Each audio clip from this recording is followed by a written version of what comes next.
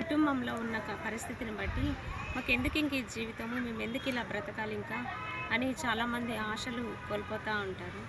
కానీ ఈ తోట చూడండి, ఈ తోట యజమానుడు వీటిని పండిస్తాడు. ఆ తర్వాత ఈ పూలన్నిటిని కోసేస్తారు.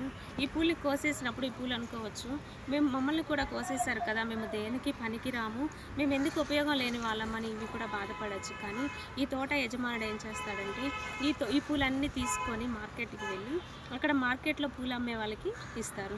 వాళ్ళు ఏం చేస్తారంటే ఆ పూలన్నిటిని అమ్మేస్తూ ఉంటారు. అమ్మేసినప్పుడు ఆ పూలు కొనుక్కున్న వాళ్ళు చాలామందికి అవి ఉపయోగకరంగా ఉంటాయి. అనేక మంది వీటిని తీసుకొని వెళ్ళి ఉపయోగించుకుంటారు. మన జీవితంలో కూడా మనం కృంగిపోయి ఉన్నామేమో, లేకపోతే విరిగిపోయి ఉన్నామేమో, లేకపోతే నలిగిపోయి ఉన్నామేమో అని మనం బాధపడి ఇక నా జీవితం ఉపయోగకరంగా లేదు అనుకొని మనం బాధపడుతున్నామేమో.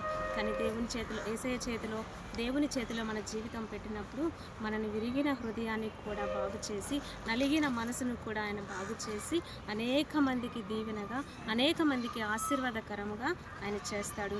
కానీ మనం చేయాల్సింది ఏంటంటే మన జీవితాన్ని తీసుకొని వెళ్ళి యేసయ్య చేతిలో పెట్టినప్పుడు అది అనేక మందికి ఆశీర్వాదకరముగా, మనకి దీవెనకరముగా చేస్తాడు. కుటుంబంలో ఉన్న పరిస్థితిని బట్టి మాకెందుకు ఇంక ఈ జీవితము, మేము ఎందుకు ఇలా బ్రతకాలి ఇంకా అని చాలామంది ఆశలు కోల్పోతూ ఉంటారు. కానీ ఈ తోట చూడండి, ఈ తోట యజమానుడు వీటిని పండిస్తాడు. ఆ తర్వాత ఈ పూలన్నిటిని కోసేస్తారు. ఈ పూలు కోసేసినప్పుడు ఈ పూలు అనుకోవచ్చు, మమ్మల్ని కూడా కోసేశారు కదా, మేము దేనికి పనికి రాము, మేము ఎందుకు ఉపయోగం లేని వాళ్ళమని ఇవి కూడా బాధపడవచ్చు. కానీ ఈ తోట యజమానుడు ఏం చేస్తాడంటే ఈ పూలన్నీ తీసుకొని మార్కెట్కి వెళ్ళి అక్కడ మార్కెట్లో పూలు అమ్మే వాళ్ళకి ఇస్తారు.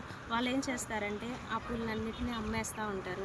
అమ్మేసినప్పుడు ఆ పూలు కొనుక్కున్న వాళ్ళు చాలామందికి అవి ఉపయోగకరంగా ఉంటాయి. అనేక మంది వీటిని తీసుకొని వెళ్ళి ఉపయోగించుకుంటారు.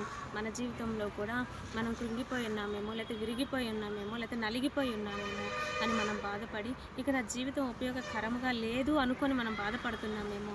కానీ దేవుని చేతిలో, యేసయ్య చేతిలో, దేవుని చేతిలో మన జీవితం పెట్టినప్పుడు మనని విరిగిన హృదయాన్ని కూడా బాగు చేసి, నలిగిన మనసును కూడా ఆయన బాగు చేసి అనేక మందికి దీవెనగా, అనేక మందికి ఆశీర్వాదకరముగా ఆయన చేస్తాడు.